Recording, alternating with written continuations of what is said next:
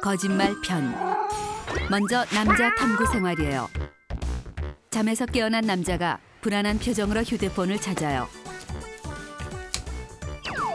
어제 휴대폰을 꺼놓고 여친 몰래 미팅에 나가 에헤라디아 띵까띵까 닐리리 만보 나느냐 레알 솔로란의 타임을 가졌기 때문이에요.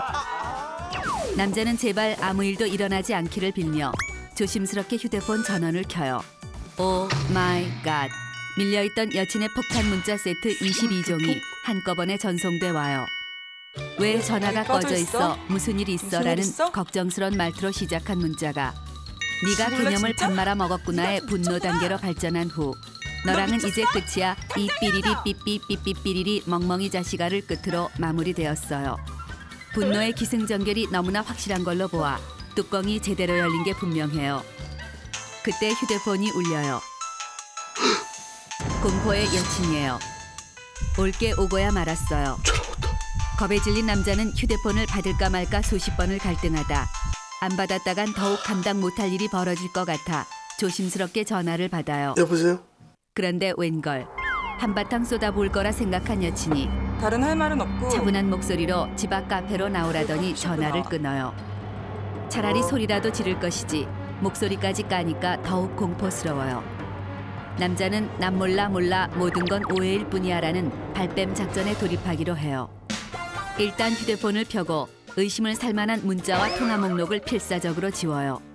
2번, 3번의 확인 과정도 거쳐요. 혹시라도 있을지 모를 여친의 불신 검문에 걸렸다간 만기 제대했던 무적의 솔로 부대에 재입대하게 될 것이 확실해요. 남자는 카페로 향하며 짱구를 굴려 여친의 신문을 피해 나갈 완벽 철벽 시나리오를 구상해요. 내가 휴대폰을 잃어버려. 휴대폰을 잃어버렸다고 할까? 저번 달에 써먹다 걸렸어요. 삐삐야? 내 친구 대은이야 지금. 친구 녀석이 시한부 선고를 받았다고 할까? 은주야. 형돈아. 지난주에 써먹다 걸렸어요. 저 혜은이. 에. 너 퇴원했냐?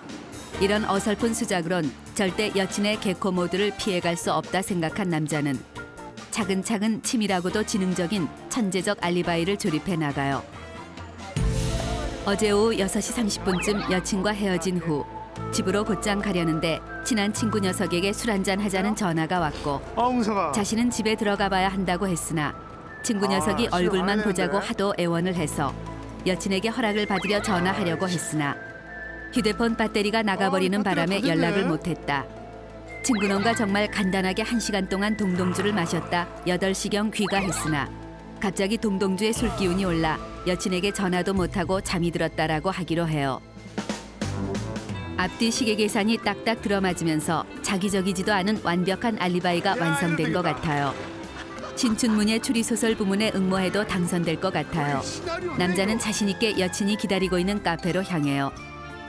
카페로 들어오자 얼음같이 차가운 표정의 여친이 보여요. 한마디라도 실수했다간 황천길로 갈지도 모른다는 생각에 최대한 자연스러운 표정을 지어요. 전화기 꺼져 있어가지고 진짜 미안해. 앞뒤 다 자르고 어제 왜 전화가 안 됐는지만 조목조목 설명하래요. 여친의 차분하면서도 분노를 가득 담은 목소리가 들려와요. 남자는 마른 침을 한번 삼킨 후 연습한 알리바이를 설명해요. 어제 자기랑 딱 헤어지고 집에 가려고 하는데 자기 진태 알지 진태. 얼굴만 잠깐 보자 얼굴만 잠깐. 그래서 자기한테 전화해서 이제 허락 받으려고 전화를 하려고 그랬는데 맞다 전화기 배터리가 없는 거야. 집에 가서 전화해야겠다 생각하고 이제 진태 녀석을 만났는데 그냥 막걸리를 한 잔, 3잔 먹었나? 진짜 한 3잔인가 먹었는데 확 가더라고 한 방에. 한 8시쯤 집에 들어와서 침대에 그냥 퍽 쓰러져서 그냥 잠들었던 것 같은데.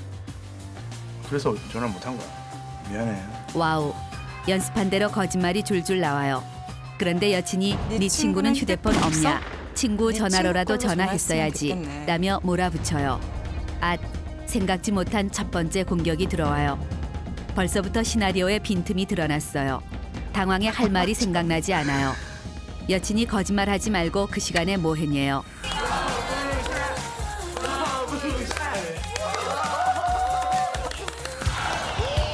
할 말이 생각나지 않는 남자는 아무 이유 없이 하하하 웃어대며 다음 할 대사를 구상해요. 싸웠어 친구. 술 먹고. 사실은 술 마시다 친구들이 싸우는 바람에 전화를 할 분위기가 아니었다고 둘러대요. 여친이 말해요. 친구들, 오 마이 갓, 치명적인 실수를 저질렀어요. 여친은 진태 씨만 만났다고 했잖냐며 2차 어택을 가해와요. 내가 오기 전에 한 명 와 있더라고. 진태랑 같이 이렇게. 남자는 약속 장소에 가니 친구 한 명이 더 와 있었다고 둘러쳐요. 그러자 여친이 오랜만에 만나서 왜 싸웠냐고 몰아붙여요. 여친은 숨 쉴 틈도 주지 않고 공격에 공격을 가해요. 우리끼리 싸운 게 아니라 옆 테이블에서. 남자도 지지 않고 친구끼리 싸운 게 아니라 옆자리 취객들이 시비를 걸어서 싸웠다고 둘러대요. 그러자 여친은 친구들을 어디서 만났냐고 물어요. 대학로. 이때는 0.1초도 망설이면 안 돼요. 대학로. 그런데 갑자기 여친의 눈빛이 먹이를 발견한 암사자처럼 빛나기 시작해요. 불길한 예감이 들어요. 여친이 썩소를 지으며 숨을 한 번 고르고는 속사포처럼 따지기 시작해요. 너랑 나랑 상암동에서 헤어진 게 6시 반이었어. 그리고 상암동에서 대학로까지 가는 게 34분. 그리고 술집에서 역까지 5분. 그러면 최소 39분이 걸린다는 거지. 그렇게 되면 너가 술집에 도착하는 시간은 7시 9분이라는 거야. 그런데 집에 들어온 건 8시. 지하철역에서 남자의 집까지 최소 5분. 거기에 술집에서 나와 지하철을 타고 오는데 39분. 집에 돌아오기 위해선 도합 44분의 시간이 필요한 거리. 그렇다면 집에 8시에 도착하기 위해 술집에서 나와야 하는 시간은 7시 16분. 친구들을 만난 시간은 7시 9분. 헤어진 시간은 7시 16분. 친구와 함께 있던 시간은 최대 7분가량. 7분 동안에 너가 친구들이랑 술을 마시고 또 싸움을 말렸다는 게 그게 말이야 되냐? 솔직히 불래요. 어제 그 시간에 뭐 무슨 했냐고. 짓을 하고 있었냐요. 뭘 하긴 뭘 남자는 해. 무슨 짓을 하긴 무슨 짓을 하냐며 아무 짓도 하지 않았다고 오리발을 내밀어요. 여친의 논리적이고 디테일한 추궁에 갑자기 머릿속이 하얘진 남자는 멍 때리기 시작해요. 생각해야 해요. 살고 싶으면 핑계를 생각해내야만 해요.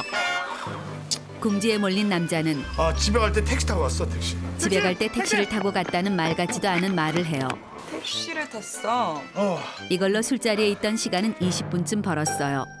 그 7시에 여친이 또다시 몰아붙여요. 7시면 퇴근 시간이라 길이 꽉꽉 막혀 지하철보다 빨리 갈 수가 없는 거 모르냐요. 벼랑 끝에 몰린 남자는 버벅이다 그냥 택시 말고 총알 택시를 탔다고 말해요. 상암동이요. 상암동? 네. 상암동 20분. 그러자 여친은 7시에 무슨 총알 택시가 있으며 어떤 급한 일이 있었길래 너 같은 짠돌이가 택시까지 탔냐. 그럴 리도 없겠지만 만에 하나 총알 택시를 탔다 치자. 그럼 택시비는 얼마가 나왔네요. 여친의 추궁을 감당하지 못해 정신줄을 놓기 시작한 남자는 총알 택시라 그런지 막힌 길을 돌아 비밀스런 골목길로 요리조리 빠져나가는 신비의 운전 솜씨를 발휘했고 택시비는 확실하게 기억은 안 나지만 일반 택시보단 비쌌던 것 같은데 동동주에 취해 얼마 냈는지는 기억이 나지 않는다는 누가 들어도 뻥인 대답을 날려대요. 여친은 차분한 목소리로 입 아프게 따질 거 없이 어제 만난 친구들 전화번호를 대래요.